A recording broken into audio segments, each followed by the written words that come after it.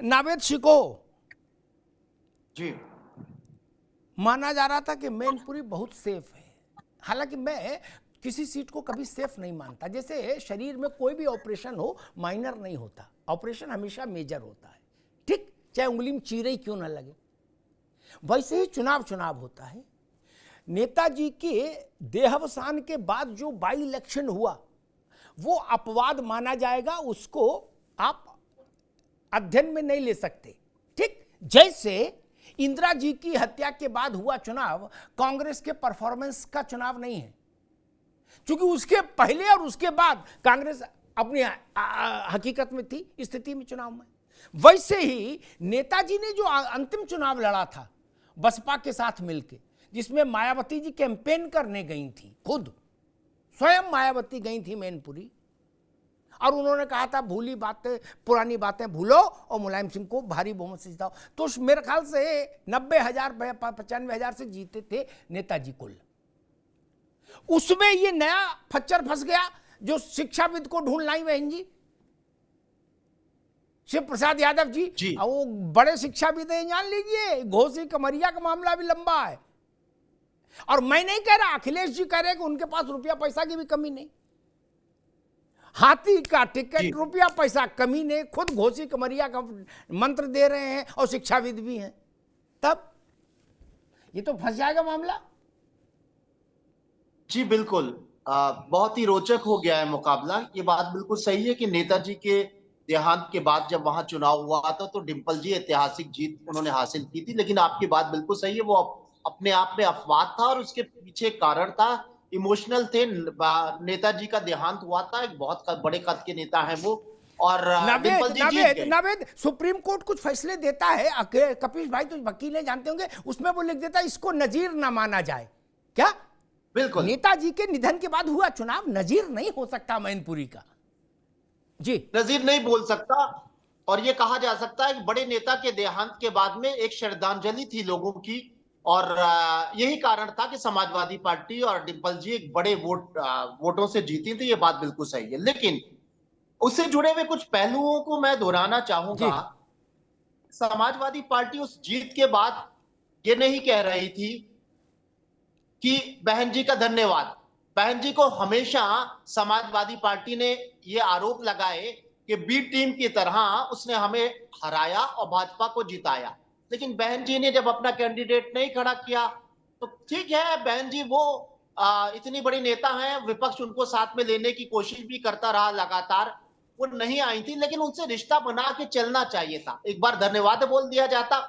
ये कहा गया कि बहन जी का वोट बैंक हमारी तरफ आ गया है, दलित समाज समाजवादी पार्टी के साथ जुड़ रहा है, दलित समाज जो नरेंद्र मोदी जी के विश्वास से जुड़ गया था, बचा कुचा जो बहन जी के पास में था वो समाजवादी हो गया। इस बात की नजीर देने लगे थे समाजवादी, और वो कहते थे कि मैनपुरी का जो दलित समाज था उसने हमें वोट दिया, इसका मतलब बहन जी बिल्कुल खत्म।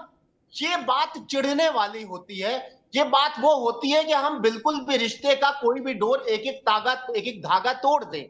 तो ये बहन जी के लिए एक चैलेंज था कि उनके सामने इस सीट की बड़ी जीत के बाद में ये लग रहा था कि भाई कम से कम हमेशा हमारे ऊपर आरोप लगाते थे कि इस सीट को हरा दिया, उस सीट को हरा दिया, यहां तो श्रद्धांजलि स्वरूप एक बड़े नेता के हमने अपना कैंडिडेट नहीं खड़े किया, उसके एवज में हमें धन्यवाद कहने के बजाय ये कहने लगे कि समाजवादी पार्टी के पास सारा दलित वोट आ गया है। ये समाजवादियों ने कहा, अखिलेश यादव जी ने भी कहा, तो उन्होंने दिखा दी अपनी शक्ति, और उन्होंने कहा अभी हम इतने हल्के भी नहीं है, हम इतने हाथी हमारा निर्जीव भी नहीं हुआ है। और ये बात बिल्कुल सही कही कि एक नई रणनीति के साथ बसपा चुनाव लड़ रही है, और वो साबित करने की कोशिश कर रही, तमाम विश्लेषक, तमाम एक्सपर्ट, तमाम राजनीतिक जो पंडित हैं वो कह बसपा निर्जीव हो गई। बसपा के अंदर कुछ जान बची है, कई सीटों पर त्रिकोणीय मुकाबले की उसने अपना बिगुल बजा दिया, और आज हम आप ये चर्चा कर रहे हैं, मैनपुरी की बात हो, चाहे जौनपुर की बात हो या अन्य सीटें हो, वहां पर उसने सबसे बड़ी बात जो है कि वो एक बड़ा आरोप लगता रहा कि भाई बसपा का तो कोई अस्तित्व ही नहीं, वो तो भारतीय जनता पार्टी की बी टीम है, उनके लिए काम करती है, उनको जिताना चाहती है, समाजवादी पार्टी और विपक्ष को हराना चाहती है। एक तो वो छवि कहीं ना कहीं धुली है, वो साफ हुई है। और बसपा की ताकत मुझे लगता है 2 कदम इस छवि के धुलने से भी आगे बढ़ी होगी। दूसरा, बहन जी ने अपने राजनीतिक दक्षता के साथ में जो कैंडिडेट वो उतार रहे हैं, और जिस तरीके से एक चर्चा होने लगी कि कई सीटों पर त्रिकोणीय मुकाबला होने जा रहा है, उससे मुझे लगता है कि कहीं ना कहीं एक आकाश आनंद के एंट्री के साथ में एक नई रणनीति के साथ कम से कम बसपा इस बात को उत्तर प्रदेश में साबित करेगी कि हमारी धमक, हमारी उपस्थिति, हमारा कम से कम कोई शेयर इस चुनाव में है, जहां पर ठीक बात नावेद भाई, सीटों पर ठीक, कम से कम बिल्कुल ठीक बात। मैं अपना प्रभाव एक बिल्कुल, हमारे उत्तर प्रदेश में एक कहावत भी है, हाथी कितनों भी लट जाए बैल बराबर तो रहेगा। यानी हाथी कितना भी कुपोषित हो जाए चूहा तो नहीं हो जाएगा, बैल के बराबर तो रहेगा ना।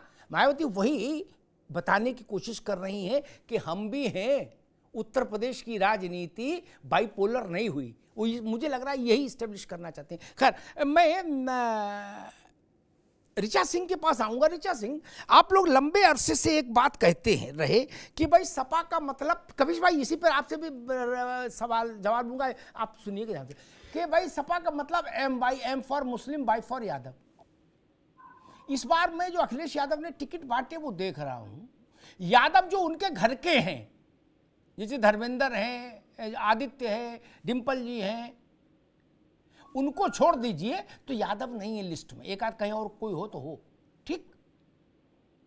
और मुसलमान भी उन्होंने हाफ से भी कम कर दिए। क्या अब कुर्मी है, निषाद है और दूसरी ओबीसी जातियां हैं। यानी वो जो एक टैग था कि भाई सपा का मतलब यादव और यादव से जो कुछ बचेगा सो मुसलमान, बात खत्म, जय श्री राम। इस बार मैं देख रहा हूं ऐसा बदल गया, ऐसा क्यों? जी देखिए, समाजवादी पार्टी एक परिवारवादी पार्टी है। इस टिकट वितरण में भी उसने ये स्पष्ट कर दिया। देखिए, अखिलेश यादव जी अपने परिवार से बाहर किसी को भी योग्य यादव समझते ही नहीं है। यही कारण है कि उन्होंने सिर्फ 4 यादवों को टिकट दिया और वो चारों उनके परिवार से।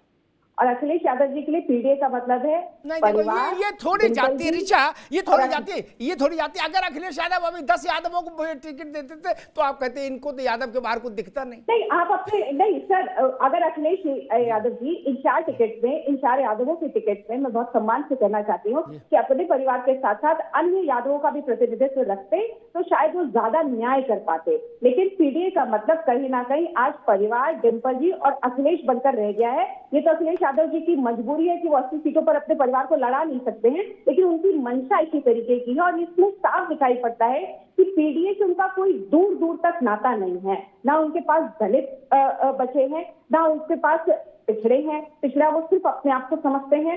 और अल्पसंख्यक के नाम पे आज अखिलेश यादव जी बेहद कंफ्यूज दिखाई पड़ते हैं। वो ए का मतलब कभी अल्पसंख्यक बताते हैं, ए का मतलब कभी आधी आबादी बताते हैं, लेकिन वो सिर्फ अल्पसंख्यक समुदाय का वोट पाना चाहते हैं, लेकिन उसका प्रतिनिधित्व नहीं देना चाहते हैं। और यही कारण है कि आज भारी असंतोष है अल्पसंख्यक समुदाय में। और आज अल्पसंख्यक समुदाय भी भारतीय जनता पार्टी के साथ कहीं ना कहीं जुड़ चुका है। आदरणीय अमिताभ सर, मैं कहना चाहती हूँ कि भारतीय जनता पार्टी की कोई भी बी टीम नहीं है। भारतीय जनता पार्टी अपने संगठन, अपने चुनाव चिन्ह और आदरणीय प्रधानमंत्री मोदी जी के नेतृत्व पर चुनाव लड़ रही है। ये तो समाजवादी पार्टी के पास ना नेता है, ना नीति है और ना नीयत है। ठीक ठीक, मैं कपीश भाई के पास चलूंगा। उससे पहले एक जानकारी और शेयर कर दूं। उत्तर प्रदेश में कसम से आप चुनाव लग रहा, वरना मैं बड़ा उदास रह रहा था 10-15 दिन पहले। नावेद भाई, मुझे लगता था क्या चुनाव हो रहा है, कोई चुनाव है ये, इसको चुनाव बोलते हैं? ठंडा ठंडा कूल कूल। अब लग रहा थोड़ी जान आई है। रामपुर में बसपा के प्रत्याशी, कपीश भाई आप ही के पास आ रहा हूं, एक सूचना आपको दे दूं। रामपुर में बसपा के प्रत्याशी का रोड शो निकला नवेद, उसमें पोस्टर थे आजम खान साहब के। क्या? आजम खान जिंदाबाद, संघर्ष करो, हम तुम्हारे साथ हैं। बसपा का रोड शो और जिंदाबाद आजम खान की हो रही थी।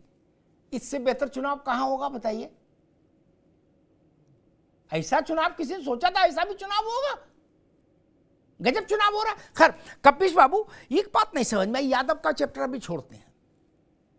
मुलायम सिंह यादव ने अपने राजनीतिक जीवन में जब से चैतन्यता उनमें आई, मतलब खुद मुख्तारी आई उनके पास, बहुत समय तक तो आदमी दूसरे के अधीन रहता है, तो क्या जब से वो नेता हुए और उनकी पार्टी हुई, उन्होंने एक लाइन क्लियर की कि हमको मुस्लिमों के साथ खड़ा होना है। ठीक, कितना भी आरोप लगे कि मुलायम सिंह उस पर अडिग रहे और उसका उनको लाभ भी मिला, हानि भी मिली, लेकिन बड़े नेता उसी कारण से वो हुए।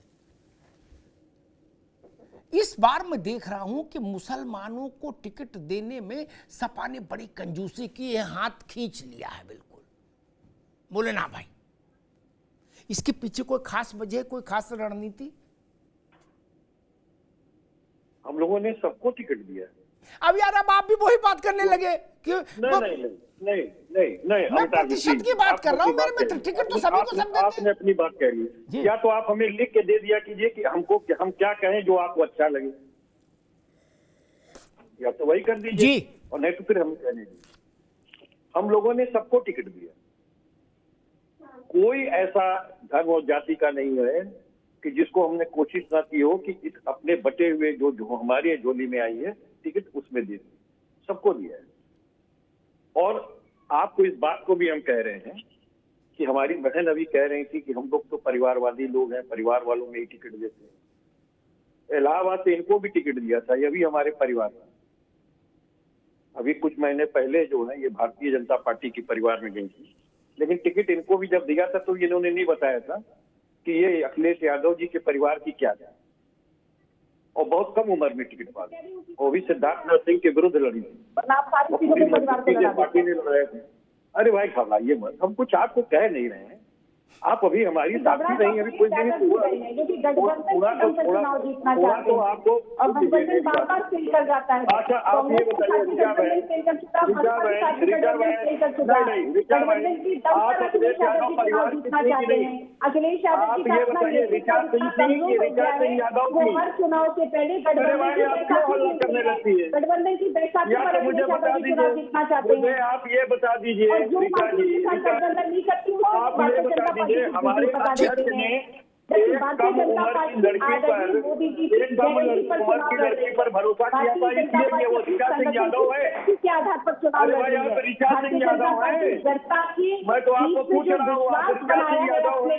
जिस समय आप चुनाव लड़ रही थी उस समय आप गुंडी थी, जिस समय आप चुनाव लड़ रही थी उस समय आप गुंडी थी, क्योंकि आप ये बताती है कि समाजवादी गुंडों की पार्टी है, तो हमारी तो आप विधायक प्रत्याशी रही है, तो आप गुंडी थी कि नहीं थी ये बताइए। उस समय आप गुंडी थी कि नहीं थी, जिस समय विधानसभा लड़ रही थी, ये बताइए। इसीलिए हार गई थी क्या कि आप गुंडी थी?